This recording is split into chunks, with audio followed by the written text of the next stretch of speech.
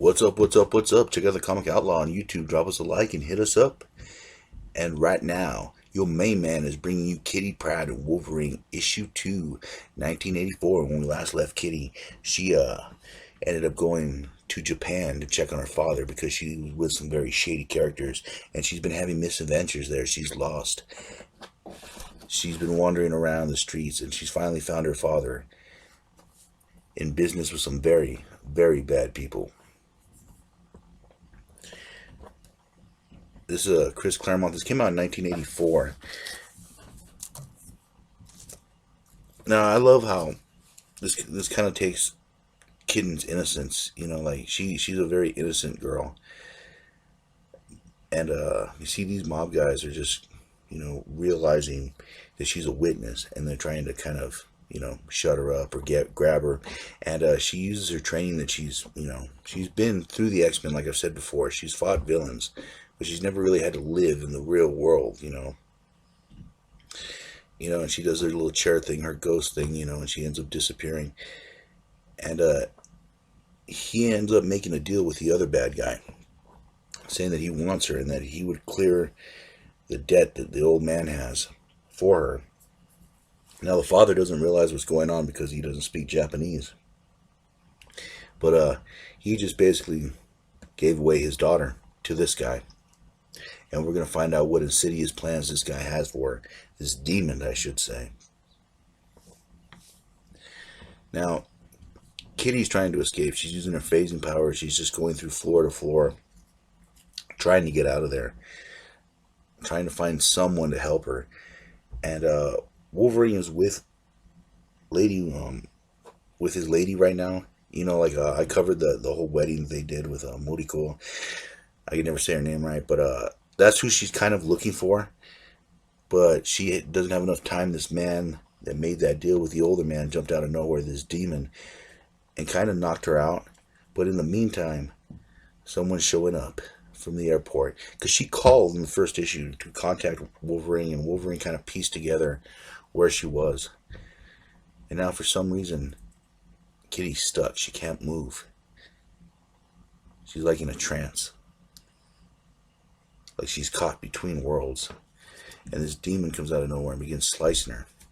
Slicing pieces of her, that skater outfit that she likes. Taking pieces of it, cloth, slicing the sleeve here. And what this demon's doing is he's taking her apart in her mind piece by piece. He's like literally slicing at her costume, or that skate outfit that she's wearing. He's literally like trimming her hair. Basically, he's breaking her down. And this is going on inside her mind. This isn't physically going on. Of course, he cuts her hair. He cuts the back of it. He basically breaks her down. And yes, later on her hair is going to be cut. But I assume that happens later on. Because this seems to be like a mix between what's going on in her head and what's actually physically going on.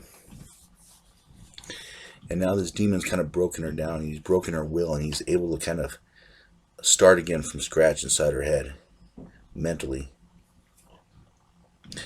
This demon's a very fascinating creature. Like he starts their psyche off from when they're a kid and begins training them in their mind, showing them how to fight, how to kill, and how to start from the basics mentally as a child.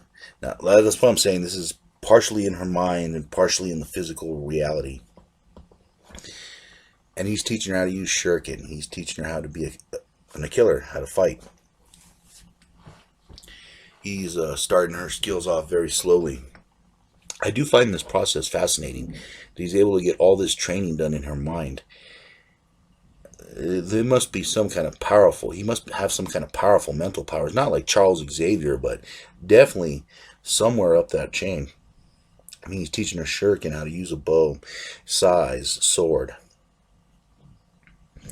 Teaching her how to use her powers for his own gain. And now she's gotten good. She's able to mimic him. She's able to follow his instructions to the letter. She is ready. She's been tainted by this demon.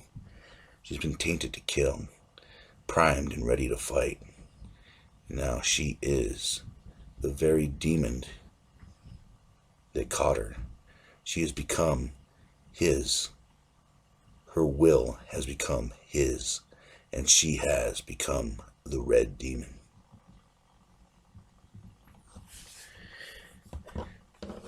Meanwhile, the older gentleman, he ends up having a little meeting with someone, one of my favorite people in the whole world, Logan, aka Wolverine.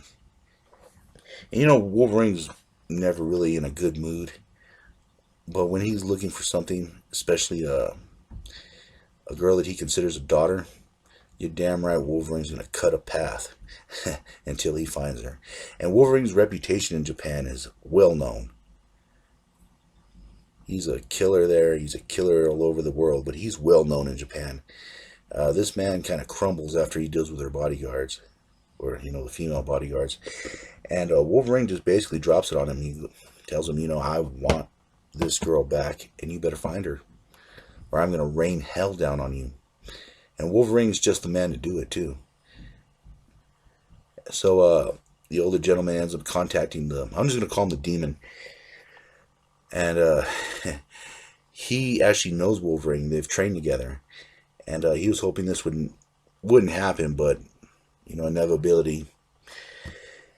So he goes to his warrior, his new trainee, you could say, the new demon, and he has his warriors attack her. And she's just awesome. In combination with her phasing powers, with this ninja kill anything that moves mentality she has, she's very deadly.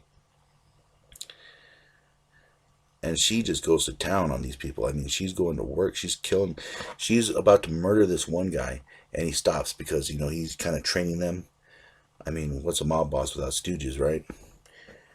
But anyways, he sends her on a new quest, a new fight, a means to prove herself by killing a gaijin named Wolverine. To prove her final test, her loyalty to this demon, she must kill Wolverine. But will Wolverine be able to snap her out of it? Will he be able to bring her back to the light?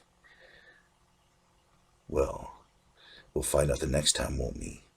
And as always, I'll catch you on the flip side.